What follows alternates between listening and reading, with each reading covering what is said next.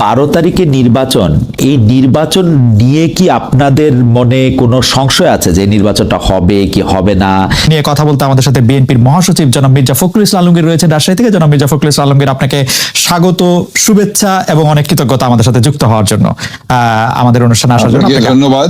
আপনাকে আন্তরিকভাবে ধন্যবাদ। আমাদের সঙ্গে আরো রয়েছেন আওয়ামী লীগের সংসদ সদস্য জনাব শামীম ওসমান। জনাব শামীম ওসমান, আপনাকে আমাদের অনুষ্ঠানে স্বাগত জানাই। জনাব মির্জা ফখরুল ইসলাম আলমগীর, আপনি এখানে আসবেন বলে আমরা দুদিন আগে থেকেই দর্শকদের জানিয়েছি, এবং শুধু আজকে বলে কথা নয়, আপনার নামটি আসলেই যে কথাটি সবার আগে আসে সেটি হচ্ছে একজন পরিচ্ছন্ন রাজনীতিবিদ। বঙ্গবন্ধু শেখ মুজিবুর রহমান প্রশ্নে বিএনপির রাজনীতিটা একটু বাকবদল করেছে কিনা, কারণ আমরা দেখেছি বিএনপির বর্তমান ভারপ্রাপ্ত চেয়ারম্যান জনাব তারেক রহমান 2004 সালে যখন বিএনপি ক্ষমতায় ছিল তখন তিনি টুঙ্গিপাড়ায় বঙ্গবন্ধুর কবর জিয়ারত করতে গিয়েছিলেন, এবং এই বিএনপি সরকার বঙ্গবন্ধুকে স্বাধীনতা পুরস্কার পর্যন্ত দেয়া হয়েছিল বিএনপি সরকারের সময়ে। এখন বঙ্গবন্ধুকে পাক বন্ধু বলা হচ্ছে স্বাধীনতার বিরোধী। এইটা বিএনপি রাজনীতির একটা সিগনিফিকেন্ট চেঞ্জ কিনা, বা বিএনপি রাজনীতিতে এই চেঞ্জটা, এই টার্নটা বা চিন্তা ভাবনা করে নেয়া কিনা, মানে সেটা যদি একটু বলতেন। বিএনপির রাজনীতিটা, আপনি যে বিষয়টা নিয়ে আসছেন, বিএনপির রাজনীতির কাছে এটা খুব গুরুত্বপূর্ণ বিষয় নয়। আমরা সবসময় যে কথাটা বলে এসেছি, এই মুহূর্তে আমাদের কাছে সবচেয়ে বড় যে ক্রাইসিস, সংকট হচ্ছে বাংলাদেশে গণতন্ত্র নেই, বাংলাদেশের ভোটাধিকার কেড়ে নেওয়া হয়েছে, বাংলাদেশের মানুষের যে কথা বলার স্বাধীনতা তা কেড়ে নেওয়া হয়েছে, বাংলাদেশের সংবাদপত্রের স্বাধীনতাকে কেড়ে নেওয়া হচ্ছে, বাংলাদেশে যে মৌলিক যে অধিকারগুলো, সেই অধিকারগুলো থেকে মানুষ বঞ্চিত হচ্ছে, মানবাধিকার লঙ্ঘন হচ্ছে চরম ভাবে, এবং মানুষ ভোটের অধিকার সম্পূর্ণভাবে হারিয়ে ফেলেছে। সেই ক্ষেত্রে আমরা যদি আপনার ওই পুরনো বিষয়গুলো নিয়ে আলোচনা শুরু করি, তাহলে একটা শঙ্কা থেকে যায় যে মূল জায়গাটা থেকে আমরা দূরে সরে যাব, ডাইভার্সন হয়ে যাবে। সেই বিষয়গুলো নিয়ে আমি আজকে আপনার সঙ্গে কথা বলতে চাই না। আপনি যদি কন্টেম্পোরারি সমস্যাগুলো নিয়ে কথা বলেন, তাহলে আমি অত্যন্ত খুশি হব আপনার সঙ্গে কথা বলতে। ওকে, আচ্ছা, ঠিক আছে। আমরা আসলে বিএনপি এবং আপনার রাজনীতি নিয়ে কথা বলতে গেলে প্রথমে যে বিষয়টি আমাদের ধারাবাহিকভাবে আমাদের মাথায় আসে সেটি হচ্ছে 2018 সালের নির্বাচনে ডক্টর কামাল হোসেন, আসম আব্দুর রব, মাহমুদুর রহমান মান্নার সঙ্গে জোট করেছিল বিএনপি। বলা হচ্ছে যে অবহেলা করা হয়েছিল 20 দলকে। রাজনৈতিক সিদ্ধান্ত হিসেবে আপনি এটিকে ভুল মনে করেন কিনা? যদি ভুল হয় তাহলে এর দায়িত্ব আসলে কার?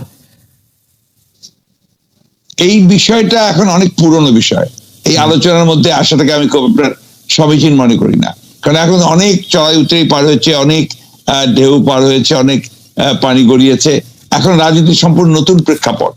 এই নতুন প্রেক্ষাপটে আপনি নিশ্চয়ই লক্ষ্য করেছেন যে আমরা যে ডাকটা দিয়েছি, সেই ডাকটা হচ্ছে আমরা এই কর্তৃত্ববাদী ফ্যাসিবাদী সরকারের বিরুদ্ধে একটা জাতীয় ঐক্যের কথা বলেছি, এবং সেটা আমরা যুগপৎ আন্দোলনের মাধ্যমে সেই আন্দোলন শুরু করার কথা বলেছি। ইতিমধ্যে আপনি নিশ্চয়ই বাংলাদেশের রাজনীতি যদি লক্ষ্য করে থাকেন, তাহলে দেখবেন যে আমরা ইতিমধ্যেই প্রায় 25টা দলের সঙ্গে কথা বলেছি। তার মধ্যে বাম আছে, ডান আছে, 20 দল ছিল, তারাও ছিলেন, সবাই ছিলেন, এবং তাদের সঙ্গে আমাদের যে আলোচনাটা প্রাথমিক পর্যায়ে শেষ হয়ে গেছে, সেটা হচ্ছে যে আমরা সবাই একমত হয়েছি যে আমরা যুগপৎ আন্দোলন করব। সেই ক্ষেত্রে এই বিষয়টা এখন একটা অতীত চারিতা হয়ে যাবে। আমি মনে করি বর্তমান রাজনৈতিক প্রেক্ষিতে এটা খুব বেশি গুরুত্বপূর্ণ নয়। আচ্ছা, ঠিক আছে, তাহলে আমরা একটু বর্তমানে ফিরে আসি। আমরা কি একটু আপনার কাছে জানতে চাইতে পারি যে জামায়াতে ইসলামীর সঙ্গে বিএনপির বর্তমান সম্পর্ক কি? আপনার নিশ্চয়ই মনে আছে যে দৈনিক মানবজমিন পত্রিকায় বলা হয়েছিল যে জামায়াত বিএনপির সাথে সম্পর্ক ছিন্ন করেছে, পরে আবার তারা বলেছে যে না, এরকম কোনো সিদ্ধান্ত নেওয়া হয় নাই। বিএনপির কি এই ব্যাপারে কোনো সিদ্ধান্ত আছে জামায়াতে ইসলামী সম্পর্কে একসাথে চলা না চলা? আপনারা গত 4 বছর ধরে নিশ্চয়ই লক্ষ্য করেছেন যে আমরা গত 4 বছর শুধু নয়, তারও আগে থেকে, ইনফ্যাক্ট আপনার 2015 সাল থেকেই আমরা কিন্তু আপনার আমাদের যে 20 দলীয় জোটের যে অ্যাক্টিভিটিস, সেটা প্রায় বন্ধই ছিল আর কি। আমরা আপনার নিজেরাই গত 4 বছর ধরে বিএনপির আমাদের তরফ থেকেই, দলের পক্ষ থেকেই আমরা আমাদের নিজেদের কর্মসূচি পালন করছি, এবং সেই বিষয়গুলো নিয়ে আমরা কাজ করছি। আপনি নিশ্চয়ই লক্ষ্য করেছেন যে এখন যেটা আমরা করছি, এই কাটার মধ্যে আমরা যে সমস্ত দলগুলোর সাথে কথা বলেছি, সেই দলগুলোর কথা আপনারা সবাই জানেন, আমরা সেভাবে কাজ করছি। আমাদের তো আর এখন আমরা জোটের কথাটা আমরা এখন বলছি না, এবং জোটের কথা সামনে আসছেও না। আমরা বিএনপি এই আন্দোলন করছি, তার সঙ্গে আমরা আহ্বান জানিয়েছি জাতীয় ঐক্যের প্রত্যেকটি দল তাদের নিজের নিজের অবস্থান থেকে তাদের আপনার যে আমাদের যে বক্তব্য আমরা যদি একমত হই তাহলে সেই বক্তব্যগুলোর সামনে নিয়ে আন্দোলনে যাবেন এবং রাজপথেই আন্দোলনের ধারার মধ্য দিয়েই আপনার এই সিদ্ধান্তটা হবে যে আমরা ভবিষ্যতে জোট করব কি করব না বা আমরা একসাথে যাবো কি যাবো না। সুতরাং এখন ওই জামাত প্রসঙ্গটা একদম একেবারে অপ্রাসঙ্গিক এখন এই মুহূর্তে। জি, জনাব মির্জা ফখরুল ইসলামকে আমরা যে আপনি যে 25টি রাজনৈতিক দলের সঙ্গে কথা বলেছেন তার মধ্যে কি জামায়াতে ইসলামীর সঙ্গে তার আপনি আলাদা করে কথা বলেন নাই, সেটা কি এই কারণে যে এটি এখন প্রাসঙ্গিক না, নাকি এটি কোনো বার্তা আসলে দিচ্ছে যে আপনারা? না, আমরা আপনার যে সমস্ত দলগুলোর সঙ্গে প্রকাশ্যে কথা বলেছি সেই দলগুলোর খবর আপনারা সবাই জানেন, রাইট, এবং সেই দলগুলোর সঙ্গে আমরা কথা বলেছি। আমরা জামাতের সঙ্গে প্রকাশ্যে কোনো রাজনৈতিক কোনো আলোচনা করিনি, কোনো সংলাপ করিনি। ওকে, বিএনপি ক্ষমতায় আসার পর আপনাকে আসলে দেশ থেকে চলে যেতে হয়েছিল, অবস্থাটা কিরকম সেটা দিয়ে যদি আমরা আসলে শুরু করি, গুম খুন বাংলাদেশের রাজনীতির বর্তমান হাল অবস্থা। জনাব শামীম ওসমান। জি খালেদ ভাই, আপনাকে ধন্যবাদ। আপনি যে প্রশ্নটা করেছেন আমি সেটার উত্তরটা যদি দেই তার আগে আমি অ্যাকচুয়ালি অন্য একটা কথা বলতে চেয়েছিলাম, ওই কথা আমি পরে আসবো। যেহেতু আপনি বলছেন যে এই প্রশ্নটা এসছে আমাকে দেশ ছেড়ে যেতে হয়েছে, ইট ইজ ট্রু যে আমাকে দেশ ছেড়ে যেতে হয়েছে এবং আমি যে দেশ ছেড়ে গেছি সেটা জাতির পিতার কন্যা মাননীয় প্রধানমন্ত্রীর একবার না কয়েকবারের নির্দেশের পরিপ্রেক্ষিতে।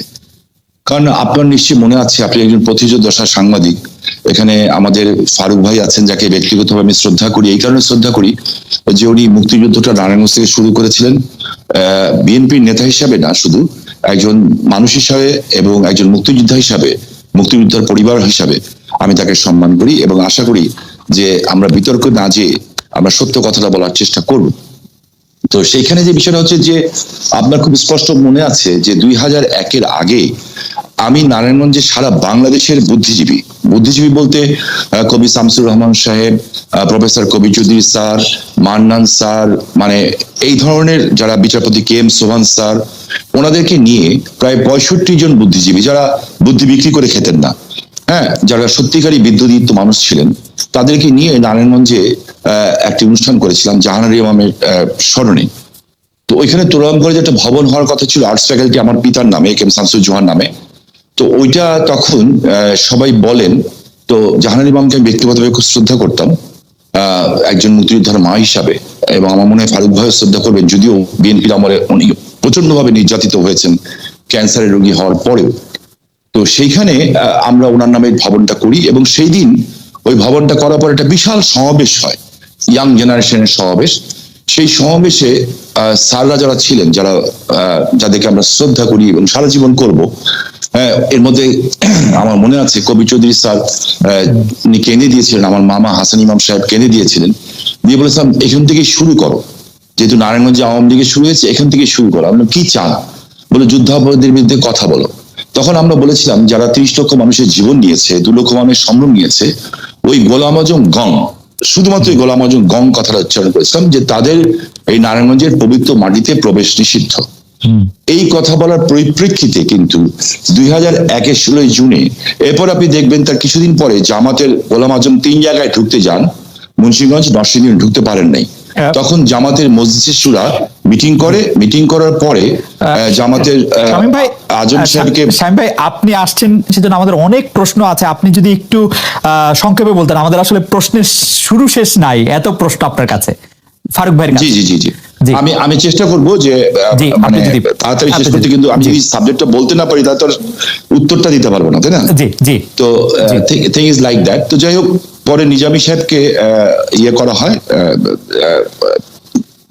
জামাত ইসলামের আমির তৈরি করা হয়, এবং তারপরে আমাকে দলের থেকে জানানো হয়, সরকার প্রধান থেকে প্রধানমন্ত্রী জানান যে আমার উপরে হামলা হবে, আমাকে ঢাকা থেকে বলা হয়। আমি সেটা শুনি নাই, আমি ভেবেছিলাম যে ওরা সামনের থেকে মারবে, তো মুক্তিযুদ্ধের সন্তান তো সামনের থেকে মারলে ফেস করতাম। কিন্তু নারায়ণগঞ্জে 2001-এর 16 জুনে বোমা হামলা হয়, যেখানে 20 জন মানুষ নিহত হয় এবং আমার এই হাতটা খুলে যায়, বা পাটা অচল হয়ে যায়, আমি পঙ্গু হয়ে যাই, এবং সেই শক্তি তখন ক্ষমতায় আসে। এবং আপনি শুনে অবাক হবেন, আপনি যে ম্যাজিস্ট্রেট ছিলেন, আপনি আইনের ছাত্র, আমিও আইনের ছাত্র, এই বোমা হামলা যেটা আমার উপরে ঘটিয়েছিল, এবং যখন জ্ঞান ফেরার পরে আমি একটা কথাই বলেছিলাম যে শেখ হাসিনাকে বাঁচান, তখন বিএনপি নেত্রী খালেদা জিয়া বলেছিলেন যে আমরা নাকি আমাদের বোমা হামলা নিজেরাই ঘটিয়েছি, কারণ জাতির পিতা কন্যা শেখ হাসিনার পরিবারের নিরাপত্তা আইন পাশ করার জন্য। এবং 16ই জুনের এই বোমা হামলার ঘটনা যখন বিএনপি ক্ষমতায় আসে তখন কিন্তু আমাদের উপরেই চাপিয়ে দেওয়া হয়েছিল, শুধু আমার উপরে না, আমার বাড়ির বউ, ভাবি, মেয়ে, ছেলে, ভাই সবার উপরে চাপানো হয়েছিল। আমার মনে হয় এই শক্তি, আমার মনে হয় যে আপনার প্রশ্ন উত্তর ক্লিয়ার। শামীম ভাই, গুম আসলে বলা হচ্ছে যে বর্তমান সরকার গুমের সাথেই নাই, এখনকার গুম খুন নিয়ে আপনি আসলে কি বলবেন? যে সরকারের জায়গা থেকে এটি বারবার অস্বীকার করা হচ্ছে, কিন্তু এটি একটি বাস্তবতা। এই বাস্তবতাকে শামীম ওসমান কিভাবে দেখে, আমাদের যদি খুব সংক্ষেপে একটু বলতেন। আমি আপনার প্রশ্ন উত্তরটা দেওয়ার আগে আমি আমাদের গর্ব করার কয়েকটা বিষয় বলতে চাই। আজকে এই দেশটা তো আমার, আপনার সবার, ফারুক ভাইয়ের সবার, আমাদের দেশ। এখানে আমাদের বাচ্চারা ভবিষ্যতে থাকবে, বড় হবে। দেশের সম্মান যদি বৃদ্ধি পায়, আমাদের সবার সম্মান বৃদ্ধি পাবে। আমরা কোনো খারাপ জিনিসকে আমরা আশা করি না। আমার যে বক্তব্যটা হচ্ছে যে আমাদের বিভিন্ন বাহিনী নিয়ে কথা হচ্ছে, যে খুন নিয়ে কথা হচ্ছে, আমিও বলেছি, আমি বলবো আবার আপনাকে, আপনার সামনেই বলবো, আমি কোনো কিছু গোপন করে কথা বলতে শিখি নেই, কারণ আমি ওইটুকু সাহস আছে, আমি শেখ হাসিনার কর্মী, জাতির ভিতর সাদাকে সাদা বলার, কালাকে কালো বলার। বাট আমার তার আগে আপনার মাধ্যমে খালেদ ভাই, আমি কালকে বাঁচবো না যাই না, আপনি একটা ভালো জায়গায় আছেন, জার্মানি একটা ডয়েচ টেলিভিশনের সাথে আছেন, আমি আপনার কাছে অ্যাপিল করছি, রিকোয়েস্ট করছি এই বিষয়টা তুলে ধরার জন্য, যে আজকে বাংলাদেশের আমাদের প্রতিরক্ষা বাহিনী, আমাদের সেনাবাহিনী, আমাদের বিমান বাহিনী, আমাদের পুলিশ, আমাদের বিজিবি, আমাদের র্যাবকে নিয়ে কথা বলা হচ্ছে, কিন্তু আপনি লক্ষ্য করে দেখেন গত 4-5 দিন আগে বাংলাদেশের আমাদের শান্তি রক্ষা করতে গিয়ে 3 জন সেনাবাহিনী সদস্য নিহত হয়েছেন। আমি তাদেরকে প্রথমে শ্রদ্ধার সাথে স্মরণ করতে চাই। সৈনিক শরীফ হোসেন, সৈনিক জসিমউদ্দিন, সৈনিক জাহাঙ্গীর আলম, টহল কমান্ডার মেজর আশরাফুল হক সাহেব উনি আহত হয়েছেন। জি, আজকে আপনার কাছে আমার একটা প্রশ্ন না, জাতির, পৃথিবীর, বিশ্বের কাছে প্রশ্ন, শান্তির জন্য নোবেল পুরস্কার দেওয়া হয়, এমন এমন লোকও আছেন যারা শান্তির সাথে জড়িতই না, কিন্তু তারা নোবেল পুরস্কার পান।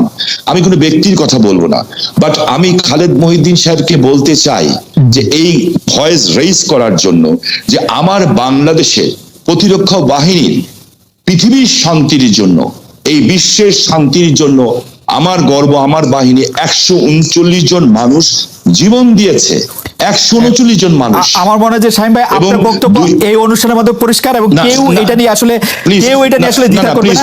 কিন্তু আমরা যদি আজকে না আমাকে যদি বলতে না দেন, আমি আর বলবোই না। জি, আমাকে কথা বলতে দেন, because it is my feelings, এটা আমার দেশপ্রেম, এটা আমার ভালোবাসা দেশের প্রতি। এবং ইনজুর্ড হয়েছে 237 জন। এইখানে আমি যেটা বলতে চাই, আমি, আপনি, ফারুক ভাই, কিংবা আমরা সকলে কণ্ঠে কণ্ঠ মিলিয়ে কেন বলতে পারবো না যে আমার প্রতিরক্ষা বাহিনীকে শান্তিতে নোবেল পুরস্কার দেওয়া হোক?